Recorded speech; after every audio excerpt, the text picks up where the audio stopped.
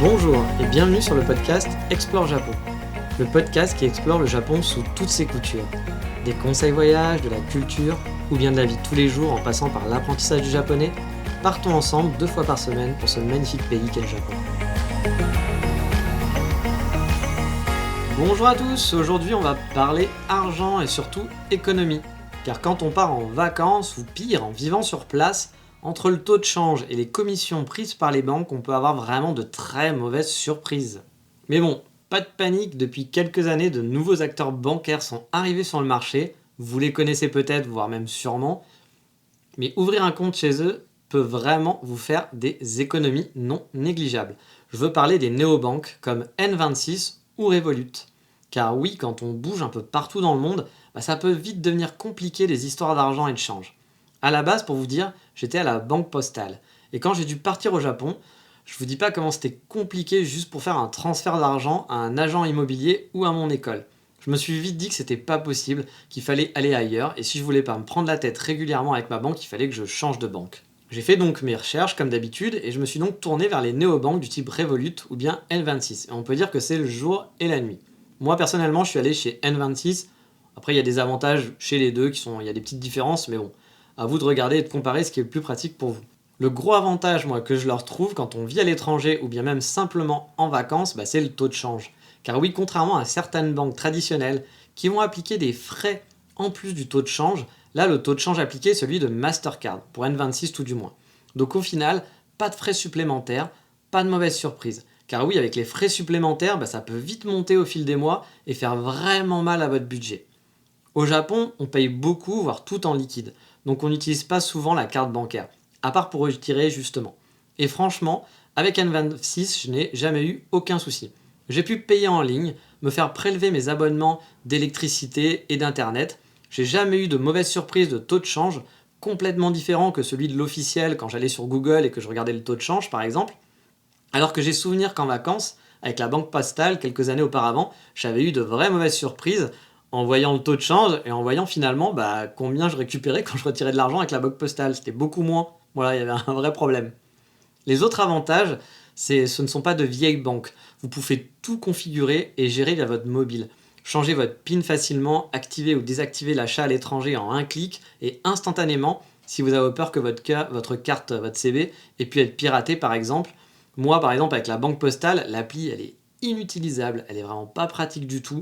Quand je vois les applis que j'ai, parce que du coup j'ai la N26 et j'ai une autre carte en Angleterre parce que j'avais pas le choix, j'ai pris une néobanque anglaise, c'est le jour et la nuit, on peut gérer son budget facilement, on peut tout activer, désactiver, on peut voir combien on a dépensé, il y a des récaps, tout est rangé, il y a des logos, même parfois des trucs que vous achetez, c'est 10 000 fois plus pratique, 10 000 fois plus joli, c'est le jour et la nuit. Ce que j'aime bien aussi, c'est donc le suivi des paiements qui est très bien fait.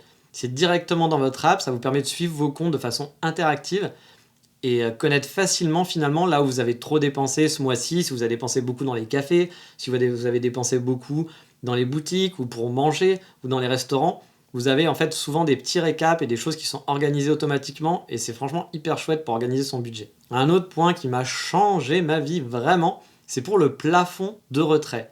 Il est beaucoup plus élevé que ce que j'avais à la banque française, à la banque postale, pardon. Je me souviens, à la banque postale, je pouvais retirer uniquement 700 € par semaine de base. Alors logiquement, dans la vie de tous les jours, ça pose pas de soucis. Mais avant de partir au Japon, je voulais avoir beaucoup de liquide avec moi, au cas où, on ne sait jamais. Si j'avais eu un problème de carte, par exemple, sur place ou autre au début, et que j'avais beaucoup d'argent à sortir pour payer mon loyer, etc., les premiers mois, eh bien, soit je devais aller au guichet de la poste, faire la queue pendant je ne sais pas combien d'heures, ou alors préparer 1 mois, 2 mois à l'avance pour retirer chaque semaine du liquide. Et c'était super chiant à faire. Avec la carte N26, mon plafond était de, je crois, 1 000 € ou 2 000 € par jour. Oui, par jour.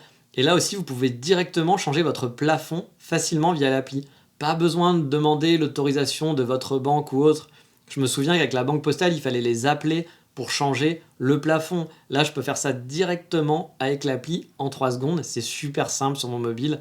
Je comprends même pas que des banques comme la banque postale ne fassent pas ça. Et donc il n'y a pas qu'au Japon que ça marche, parce que par exemple, je m'en suis servi aussi en Écosse, et pareil, je n'ai pas eu de problème pour retirer ou payer avec en livre cette fois-ci.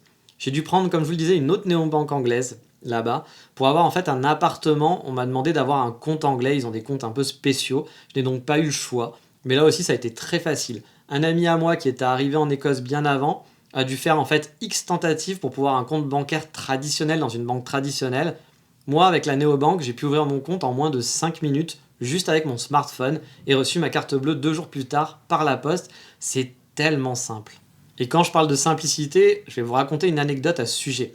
Quand j'ai voulu ouvrir un compte bancaire pour mon activité d'auto-entrepreneur avant de partir au Japon, je m'étais dit que pour plus de sécurité, j'allais passer par la banque postale qui offre un compte pro pour auto-entrepreneur.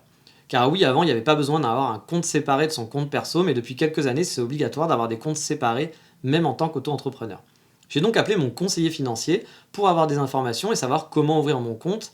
Et là, je suis tombé sur quelqu'un qui me disait qu'il fallait attendre 3 semaines avant d'avoir un rendez-vous dans un bureau de poste physique. 3 semaines. Alors, je suis pas à la minute, bien sûr, mais 3 semaines quand même, c'est beaucoup. Je l'ai donc remercié très très gentiment et j'ai ouvert un compte ensuite en 5 minutes sur une nouvelle néobanque, une start-up française qui venait de se lancer à l'époque, donc je suis vraiment satisfait, qui s'appelle Shine, qui est une banque pour les auto-entrepreneurs. Donc Shine, comme je disais, c'est une banque pour les auto-entrepreneurs. Alors attention, je la conseille pas du tout pour vivre à l'étranger ou pour des voyages. C'est juste pour gérer votre auto-entreprise en France. Personnellement, j'ai ma carte N26 pour l'étranger et gérer mes dépenses courantes, et Shine est juste là pour mon activité professionnelle liée avec la France. À la base, j'avais prévu de prendre un autre compte N26 en fait. Mais à l'époque, on ne pouvait pas avoir 2 comptes en banque chez N26. Ah, donc vu que j'avais déjà un compte personnel, c'était pas possible que j'ouvre un autre compte pour mon activité d'auto-entrepreneur. Donc un conseil, faites donc très attention avec votre banque traditionnelle. Peut-être elle est correcte et tout se passe bien, mais regardez le taux de change qu'elle applique, car parfois ils se font vraiment plaisir. Je vais prendre aussi une solution de facilité comme PayPal par exemple. Avec PayPal, j'ai déjà eu des factures qui étaient 25% plus chères qu'avec ma néobanque, juste parce que PayPal se fait plaisir sur le taux de change. 25% plus cher, vous vous rendez compte? Car le taux de change, il y en a un officiel. Mais ensuite, chacun est libre d'appliquer le taux de change qu'il souhaite et d'appliquer des frais ou autres. Et certains comme PayPal se font super plaisir. Et dans un voyage, ça peut vite se sentir. Et c'est ça que j'aime bien avec les néobanques de type Revolut et N26, c'est que vous êtes vraiment très proche du taux de change officiel. Il n'y a pas de frais supplémentaires cachés, il n'y a rien qu'on ne vous dit pas. Vous découvrez sur place en retirant, car en retirant régulièrement, ça peut vite faire mal à la fin de votre voyage et avoir une mauvaise surprise si votre banque fait des taux de change un peu en rajoutant ces petites commissions derrière, quoi. Moi, avant, quand je partais au Japon, je prenais toujours beaucoup de liquide avec moi, histoire de ne pas avoir de mauvaises surprises justement sur le change, ou bien avoir de gros frais avec la banque postale, parce que c'était le cas. Je savais que la banque postale se faisait vraiment plaisir. Mais finalement, depuis que j'ai N26, je pars juste avec quelques yens en poche pour payer le train au début et quelques frais de base. Mais au final, maintenant, je retire directement en arrivant dans les 7-Eleven, qui eux aussi ne chargent pas beaucoup sur le retrait en distributeur. Et je me soucie plus du tout des frais pour retirer de l'argent ou de savoir si le taux de change qu'on va me faire va se rapprocher du taux de change réel ou non. Voilà, je prends le moins de liquide possible. Maintenant, j'utilise ma carte principalement. Alors après, attention, hein, ces banques ne gèrent pas du tout le taux de change. C'est-à-dire que parfois, cela varie énormément. Par exemple, il y a une époque où 1 euro équivalait à 150 yens. Et là, en ce moment, on est plus à 1 euro pour 120 yens. Ça paraît peu comme ça sur des petites sommes, mais sur une grosse période, si vous partez étudier par exemple, vous pouvez avoir sur un budget prévu au départ une variation qui peut aller jusqu'à 5000 euros si le taux de change chute drastiquement. Vraiment, moi j'avais fait des petites simulations en me disant voilà, avec un taux de change moyen qui était à peu près à 130, 140, 130 je crois, et je m'étais dit si le taux de change descend et va jusqu'à 100, je pouvais perdre quasiment plus de 5000 balles. C'est énorme 5000 euros sur un budget. Mais bon, là il n'y a pas de miracle, vous ne pouvez pas le prévoir, vous ne pouvez pas gérer le taux de change et savoir si ça va être intéressant pour vous ou non quand vous serez au Japon. Moi, le seul conseil que je pourrais donner, c'est de regarder bien avant votre séjour où en est le taux de change et les fluctuations. Au-dessus de 130 yens, ça commence à être vraiment correct. Si vous êtes à 140 yens pour 1 euro, honnêtement, foncez prendre des yens. Si vous êtes en dessous des 120, ça devient peu intéressant.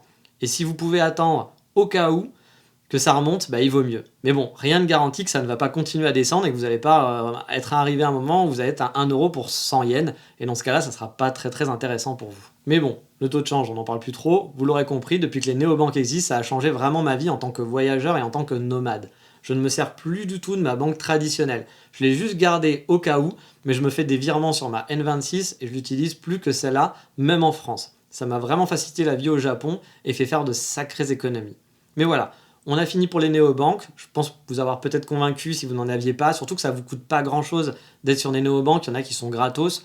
Donc au final, Voilà, ça vous coûtera rien d'utiliser une banque. Vous pouvez garder votre banque traditionnelle, comme j'ai fait moi, et avoir cette autre carte à côté, et transférer de l'argent juste pour votre voyage, et l'utiliser en voyage uniquement. Mais maintenant, comme d'habitude, il est temps de passer au coup de cœur du moment.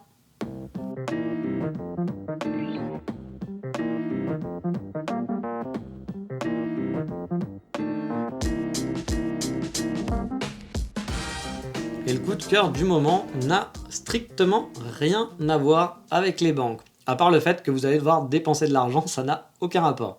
Je vais vous parler d'un magazine livre que j'aime beaucoup, car vous le savez, j'adore les coffee shops, et pas seulement pour le café, mais aussi pour le design, l'ambiance, et oui aussi pour les pâtisseries, je suis démasqué, mais ça vous le savez que j'aime bien tout ce qui est sucré. Et au Japon, j'ai découvert un livre assez sympa sur l'architecture et le design des coffee shops. Ce n'est pas du tout un guide des cafés, mais un guide avec des plans et des photos de la disposition de célèbres coffee shops à travers le monde et au Japon. Si vous souhaitez par exemple ouvrir un coffee shop, cela peut vous donner plein de bonnes idées, ou si vous aimez simplement l'architecture et la déco, c'est un joli livre à avoir dans sa bibliothèque.